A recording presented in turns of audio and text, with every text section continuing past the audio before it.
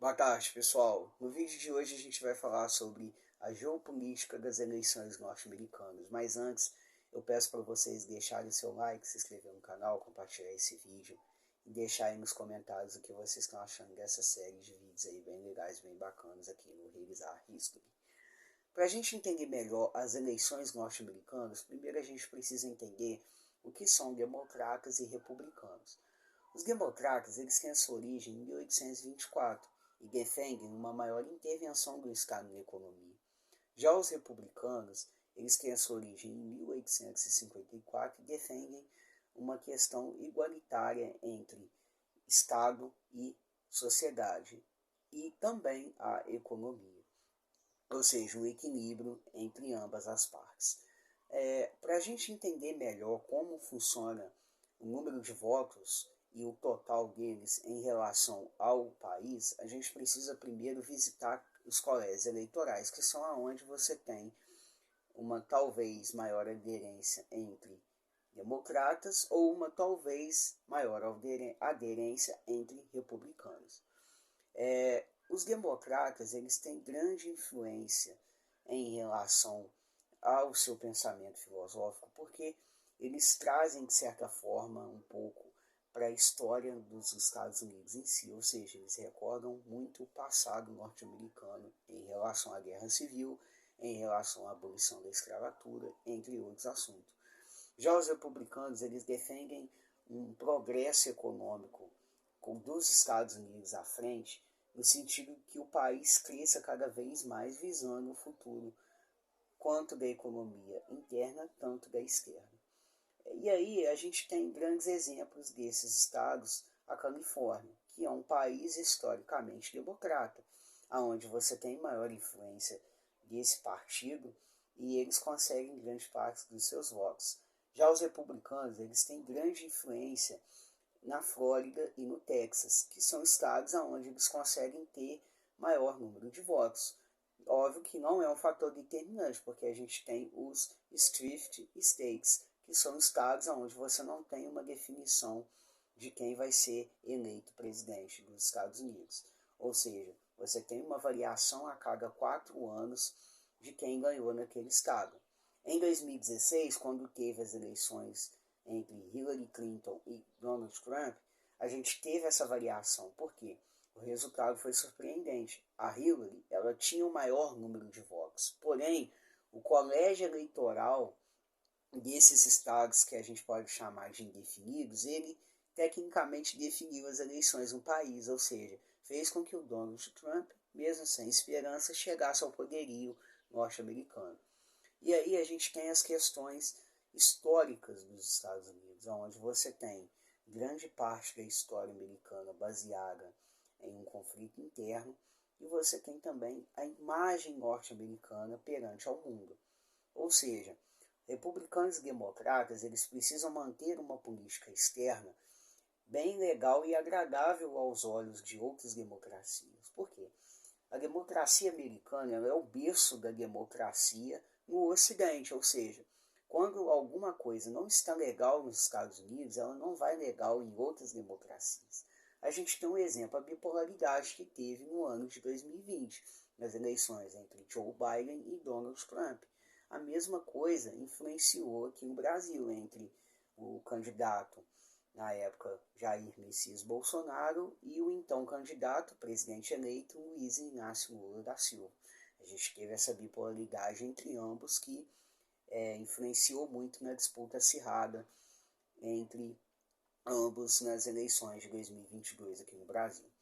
Enfim, independente de qual dos dois partidos está no poder, ambos precisam mostrar ao mundo que os Estados Unidos ainda é uma nação forte e poderosa. Por quê? Se você tem um presidente igual o Donald Trump, que defende que os Estados Unidos saiam da OTAN, que os Estados Unidos invistam na sua própria defesa baseada em seus interesses, você não tem a manutenção de grandes democracias, porque você não tem alguém para zelar por essas democracias. Por isso que a democracia norte-americana é tão importante, porque se você tem um presidente, um candidato eleito, que ele defende a liberdade, defende a democracia, logicamente você tem políticas externas mais flexíveis e rígidas em relação às ditaduras. Ou seja, você tem uma forma de lidar com grandes ditadores, igual a gente tem, por exemplo, o Xi Jinping na China e o Vladimir Putin na Rússia.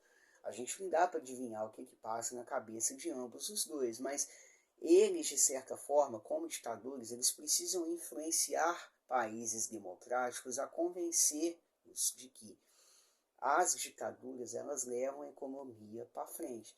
Só que a gente sabe que historicamente isso não dá certo, porque você tem questões aonde países que eram ditaduras cometeram inúmeros erros, mas também países que eram democracias cometeram diversos erros.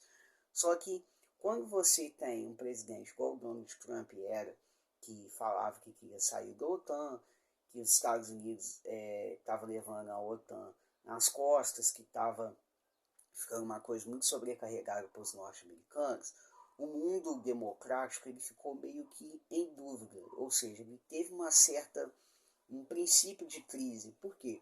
Se os Estados Unidos e o Donald Trump saíssem da OTAN, de certa forma, os países europeus eles ficariam invulneráveis em relação às suas democracias e à sua defesa territorial. Ou seja, os Estados Unidos ele não seria mais uma democracia que faria a manutenção não somente da sua em território nacional, mas também de outros países.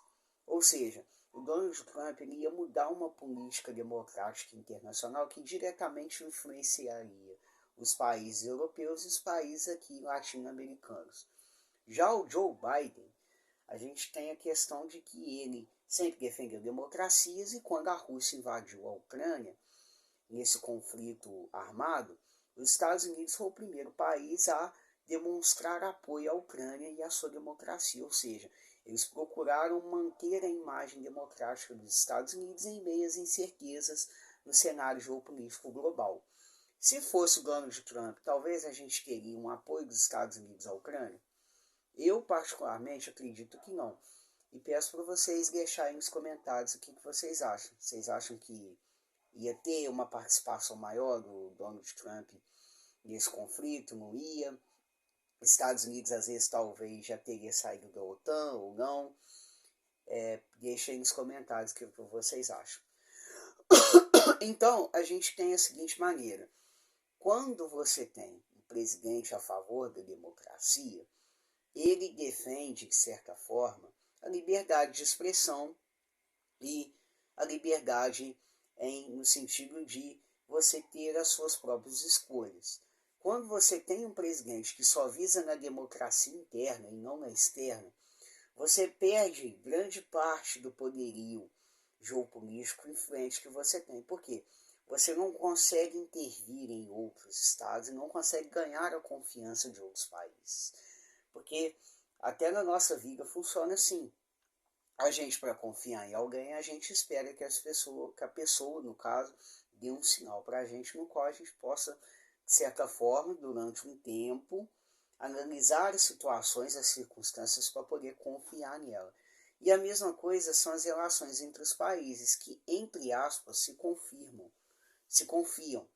Porque você tem relações internacionais como um grande pilar na economia geopolítica global.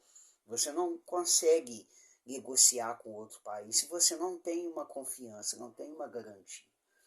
E aí, quando a democracia norte-americana não vai bem, você acaba tendo diversos problemas, como a economia interna não vai bem, a economia externa não vai bem, você não consegue mais ter influência sobre outras democracias, sobre outros tipos de conflito fora do seu país, ou seja, são questões que acabam sendo alavancadas por muitos problemas que, às vezes, um líder, tanto de republicanos quanto de democratas, precisa ter.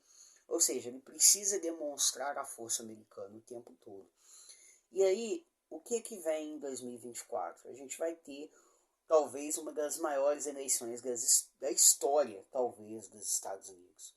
Porque você vai ter Joe Biden, você vai ter Donald Trump e você vai ter Ron DeSantis, que é um atual governador da Flórida, que vai vir com tudo aí para governar a política aí nacional dos Estados Unidos. Ou seja, você vai ter grande influência desses 3 candidatos aí às eleições norte-americanas. E aí o que a gente pode já prever no cenário? Não vai ser uma eleição fácil, vai ser uma eleição acirrada. A gente vai ter talvez grandes declarações, tanto de Donald Trump, tanto de Ron DeSantis, quanto de Biden. Só que, de certa forma, Joe Biden ele entra um pouco mais fragilizado nessas eleições, caso ele vá concorrer à reeleição. Por quê? Ele demonstrou a política internacional norte-americana fraca. Ele não se demonstrou um líder forte em relação aos conflitos internacionais. Ele procurou resolver tudo da melhor maneira possível, dentro do que o seu partido permitia, do que o seu ideal permitia. Porém, ele cometeu diversos erros. Ele não soube demonstrar uma imagem forte. Ele pecou ao dizer que a Rússia, de certa forma, estava enfraquecida, quando na realidade a Rússia só estava crescendo cada vez mais o seu poderio econômico global e militar. E ele também errou de diversas maneiras, porque toda vez que ele pergunta para ele sobre Taiwan, ele fala que os Estados Unidos vai intervir se a China invadir Taiwan. Só que historicamente os Estados Unidos ele nunca demonstrou estar do lado certo da história. Ele demonstrou sim que se incomodava com as questões da China tentar invadir Taiwan. Porém, o Joe Biden está tirando os Estados Unidos dessa neutralidade em relação a Taiwan.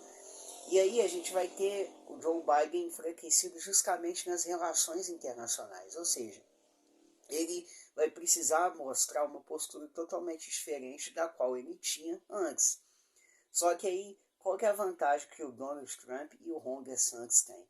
Que eles são, historicamente, na história recente, eles são líderes políticos influentes, ou seja, tem um grande número de seguidores nas redes sociais, eles expõem opiniões e ideias no qual grande parte da população tem uma certa empatia, ou seja, você vai ter uma eleição bem acirrada mais entre esses dois, não tanto entre o Joe Biden, porque o Joe Biden vai estar um pouco mais fragilizado.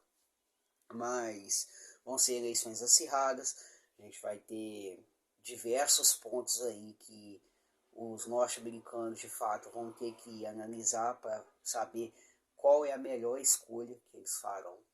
Não vai ser uma eleição fácil, talvez o mundo inteiro vai estar voltado com os olhares para os Estados Unidos a partir de janeiro de 2024, porque talvez possa ser uma das eleições mais influentes nas democracias globais, porque dependendo do presidente que ganhar, os Estados Unidos ele pode mudar a postura histórica e aí ele se tornar talvez um herói mais relevado, um vilão mais odiado, e ao mesmo tempo ele pode mudar diversas questões entre economia externa e questões também em relação a outras democracias e a defesa da liberdade de expressão entre ambos os países.